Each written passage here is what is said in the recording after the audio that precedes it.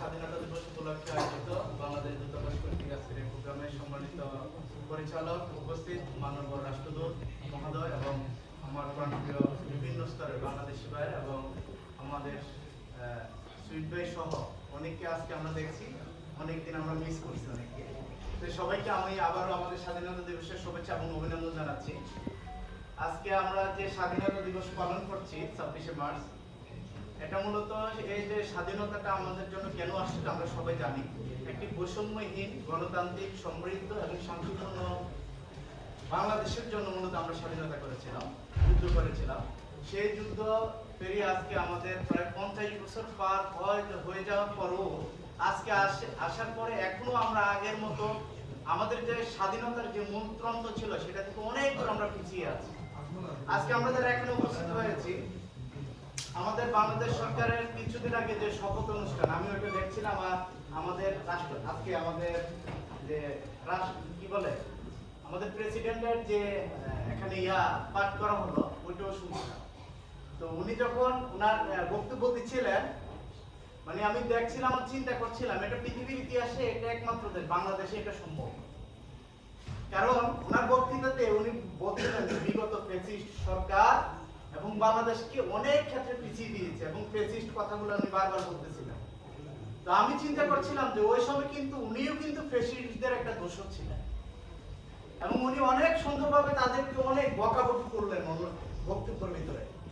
কিন্তু এটা দুর্ভাগ্যজনক হলো সত্য, আমরা যারা উন্নত বিশ্বে দেখি কারোর বিরুদ্ধে যদি কোন রকম অভিযোগ উত্থাপন করা হয়, অভিযোগ প্রমাণিত হওয়া তো অনেক দূরের বিষয়, সাথে সাথে আমরা দেখি যে উনি ওনার পদ থেকে সসম্মানে উনি বিদায় নিয়ে যান।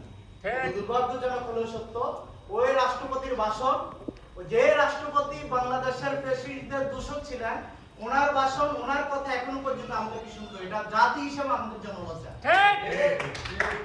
আমি বলতে চাই আজকে যারা এখানে আসছেন, আমি কোন ব্যক্তির বিষয় বলবো না, আমি বলবো এটা একটা চেয়ার, এটা বাংলাদেশের সম্মান।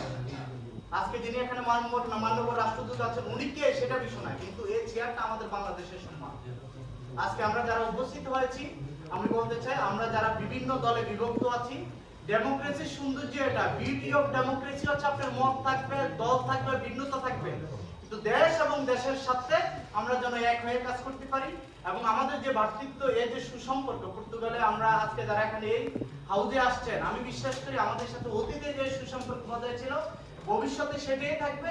কারণ এই থাকার পেছনে যে কারণ আমাদের কোনো ভিন্ন কোনো উদ্দেশ্য নাই, আমাদের ভিন্ন কোনো পাওয়ার উদ্দেশ্য নাই, এই জন্যই আমাদের সম্পর্কটা অটুট আছে। যখনই আমাদের কাছে এই বাংলাদেশ এমবাসি হবে ভিন্ন কিছু পাওয়ার উদ্দেশ্য, তখনই দেখবেন আমাদের এই সম্পর্ক আর সম্পর্ক থাকবে না।